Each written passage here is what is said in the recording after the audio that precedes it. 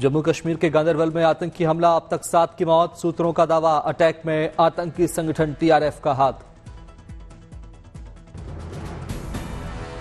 गांदरबल आतंकी हमले में शामिल टीआरएफ शेख सज्जाद गुल के इशारों पर किया गया हमला। टीआरएफ का लोकल मॉड्यूल ने दिया घटने को अंजाम। सूत्रों का दावा, टारगेटेड किलिंग करने वाले आतंकियों की संख्या 2 से 3 बताई जा रही है। एक सुरंग के निर्माण में लगे थे सभी 5 गैर कश्मीरी। जानकारी के मुताबिक आतंकवादियों ने की अंधाधुंध फायरिंग, जिसमें एक डॉक्टर की भी हुई मौत। गांदरबल में आतंकियों के खिलाफ जवानों ने चलाया सर्च ऑपरेशन। कई इलाकों में चल रही छापेमारी।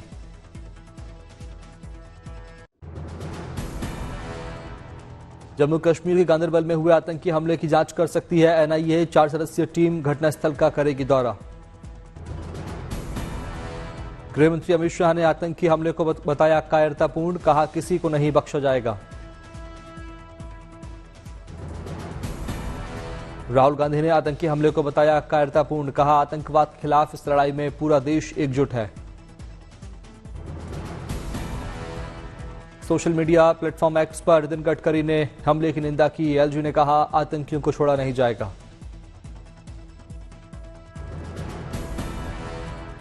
घटना पर बोले सीएम उमर अब्दुल्ला, कहा घायलों की सही संख्या भी स्पष्ट नहीं, सभी को रेफर किया गया श्रीनगर। पीड़ितों के जल्द स्वस्थ होने की कामना की। उपराज्यपाल मनोज सिन्हा ने की हमले की निंदा, कहा आतंकियों को चुकानी होगी भारी कीमत। प्रियंका गांधी वाड्रा ने भी लोगों की हत्या को ठहराया निंदनीय, कहा हमले के खिलाफ पूरा देश एकजुट है। केंद्रीय मंत्री पीयूष गोयल ने घटना को बताया अत्यंत दुर्भाग्यपूर्ण, कहा आरोपियों को बख्शा नहीं जाएगा। हमले पर सामने आई नितिन गडकरी की प्रतिक्रिया, मृतकों को दी श्रद्धांजलि। गडकरी ने की हमले की निंदा। गांदरबल के हमले पर बीजेपी नेता कविंदर गुप्ता ने दी प्रतिक्रिया, कहा जम्मू कश्मीर में शांतिपूर्ण चुनाव हुए, इसलिए आतंकी ऐसे हमले कर अपनी दर्ज करवा रहे मौजूदगी, लोगों को सावधान रहने की आवश्यकता। रोहिणी ब्लास्ट मामले में एफआईआर में बड़ा खुलासा, जोरदार धमाके से सीआरपीएफ स्कूल की दीवार में हो गया बड़ा होल।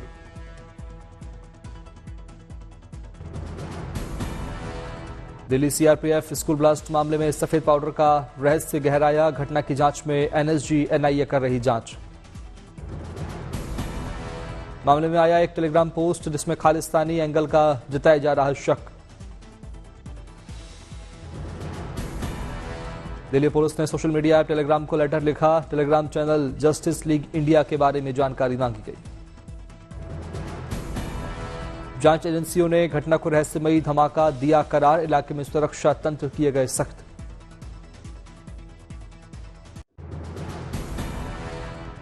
बंगाल की खाड़ी में चक्रवाती तूफान दाना की आहट। ओडिशा और बंगाल में 23 अक्टूबर को दे सकता है दस्तक। तूफान से निपटने के लिए प्रशासन ने कसी कमर। मछुआरों को समुद्र में जाने से किया मना। बंगाल में कल से बारिश का दौर शुरू होने की आशंका। पूर्व मेदिनीपुर और दक्षिण 24 परगना जिले में सबसे अधिक बारिश की आशंका। मौसम विभाग ने कई राज्यों को बारिश के लिए किया अलर्ट। ओडिशा, पश्चिम बंगाल, आंध्र प्रदेश, अंडमान और निकोबार में भारी बारिश की दी चेतावनी। मौसम विभाग के अलर्ट जारी होने के बाद राज्य सरकारों ने चक्रवाती तूफान से निपटने की तैयारियां की तेज। कई टीमें तैनात। चक्रवाती तूफान को लेकर तमिलनाडु, पुडुचेरी और केरल में भी अलर्ट जारी। प्रशासन ने की लोगों से सतर्क रहने की अपील। मदुरै में दिखा चक्रवात का असर। कई जगहों पर हो रही भारी बारिश। बेंगलुरु में लगातार बारिश के बाद जनजीवन अस्त व्यस्त। कई इलाकों में भरा पानी। बेंगलुरु में लगातार बारिश से आज स्कूलों की छुट्टी घोषित। कुछ कंपनियों ने कर्मचारियों को घर से काम करने के लिए कहा।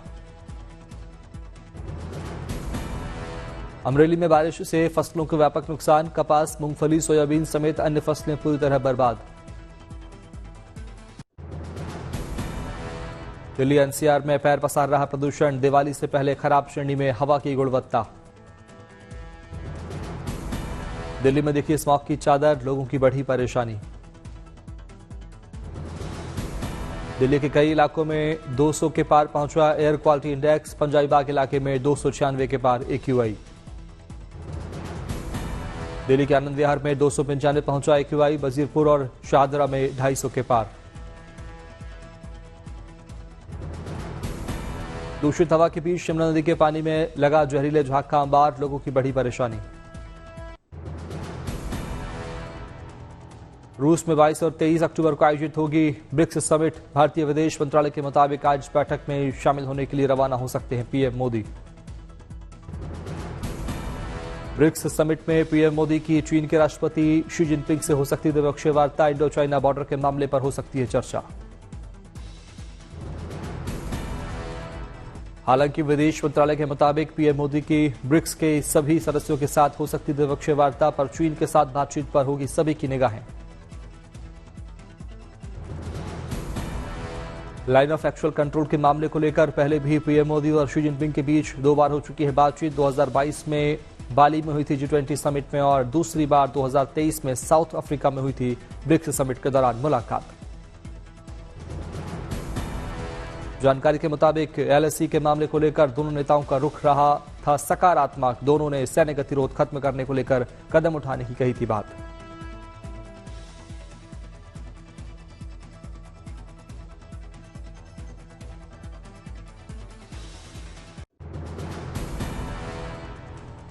अयोध्या में दीपोत्सव की तैयारियां जोरों पर, घाटों की हो रही साफ सफाई। सभी घाटों पर रंग रोगन का चल रहा काम, साफ सफाई पर दिया जा रहा विशेष ध्यान। दीपोत्सव को लेकर भव्य सजी राम की नगरी अयोध्या, शहर में लगाई गई लाइटें। अयोध्या में दीपोत्सव की तैयारियों को अधिकारियों ने कई घाटों का लिया जायजा, दिए गए निर्देश। दीपोत्सव पर 28 लाख दियों से जगमग होगी अयोध्या, बनेंगे नए रिकॉर्ड्स। बीकानेर में दिवाली और छठ पर्व की तैयारियां जोरों पर, कारीगर तैयार कर रहे मौली। रायपुर में 27वीं अखिल भारतीय वन खेल प्रतियोगिता का आयोजन, निशानेबाज मनु भाकर हुई शामिल। सऊदी अरब में रियाद सीजन 2024 का आयोजन, समारोह में दिखी भारतीय संस्कृति की झलक। समारोह में पक्षियों के साथ नजर आए लोग, भारतीय समुदाय ने दी कई प्रस्तुतियां। रियाद सीजन में शामिल हुए पूर्व क्रिकेटर श्रीसंत फैंस के साथ ली सेल्फी। अहमदाबाद में जीव दया प्रेम के कार्यक्रम में सीएम भूपेंद्र पटेल हुए शामिल, सीएम का किया गया जोरदार स्वागत। जम्मू कश्मीर में आईजी बीएसएफ ने इंटर कमांड महिला एथलेटिक प्रतियोगिता का किया उद्घाटन, लड़कियों ने किया मार्च और योग। पुरी में केंद्रीय मंत्री सर्बानंद सोनोवाल ने समुद्र किनारे साफ सफाई अभियान में लिया हिस्सा, केंद्रीय मंत्री ने उठाया कचरा। पुरी में सीएम मोहन चरण मांझी कार्तिक व्रत समारोह में हुए शामिल, सीएम ने हबीसी आली का किया अभिनंदन। तमिलनाडु के सालेम में डिप्टी सीएम उदयनिधि स्टालिन ने युवाओं को बांटी स्पोर्ट किट, साथ ही युवाओं के साथ खिंचवाई फोटो। गुवाहाटी में सीएम हेमंता बिस्वा शर्मा ने मिशन वसुंधरा 3.0 को किया लॉन्च, सीएम ने सभा को किया संबोधित। भोपाल में भारतीय सेना का पूर्व सर्विसमैन की रैली का हुआ आयोजन, रैली में सीएम मोहन यादव हुए शामिल। सूरत में दिखी दिवाली की तैयारियों की बाजार में रौनक, पुलिस ने मार्केट में किया मार्च, तैयारियों का लिया जायजा। अहमदाबाद में सप्तरंग फिल्म सोसाइटी ने शॉर्ट फेस्ट अवार्ड का करवाया आयोजन, कार्यक्रम में शामिल हुए सीएम भूपेंद्र पटेल। कार्यक्रम में कलाकारों ने पेश किया नृत्य, सीएम ने लोगों को किया सम्मानित।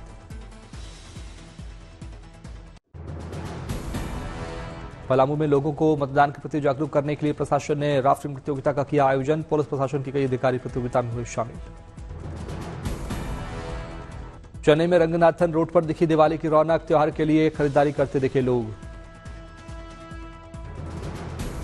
राजौरी के नौशेरा में डिप्टी सीएम सुरेंद्र कुमार चौधरी ने एलओसी के पास बसे गांवों में लोगों से की मुलाकात, लोगों से जाना उनका हालचाल। असम के लखीमपुर में उड़ान स्कीम के तहत लीलाबारी एयरपोर्ट की सुविधाएं हुई बेहतर, लोगों को मिल रहा इसका लाभ। नॉर्थ गोवा के पोंडा में आईएमए पोंडा ब्रांच की मनाई गई गोल्डन जुबली कार्यक्रम में शामिल हुए सीएम प्रमोद सावंत। सीएम ने लोगों को किया सम्मानित। पंजाब के डीजीपी गौरव यादव ने अचानक पहुंचकर एसएस, नगर, लुधियाना, खन्ना और फतेहगढ़ साहिब का किया मुआयना। कई पुलिस स्टेशनों का किया औचक निरीक्षण। कानपुर में पुलिस ने खुद हड़प लिए 20 लाख के जेवर, जांच सिपाही लाइन हाजिर। मथुरा में पुलिस और बदमाश के बीच मुठभेड़, 25,000 की नामी को लगी गोली, हुआ गिरफ्तार। बारा में बंदूक दिखाकर दहशत फैलाने वाले आरोपी को शहर पैदल घुमाकर निकाला गया जुलूस, बदमाश के पास से पिस्टल भी बरामद।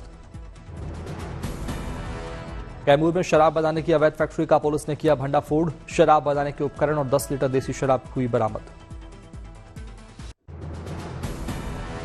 आलिया भट्ट की फिल्म को राहत जिगरा शब्द पर रोक लगाने वाली याचिका पर सुप्रीम कोर्ट ने किया इनकार।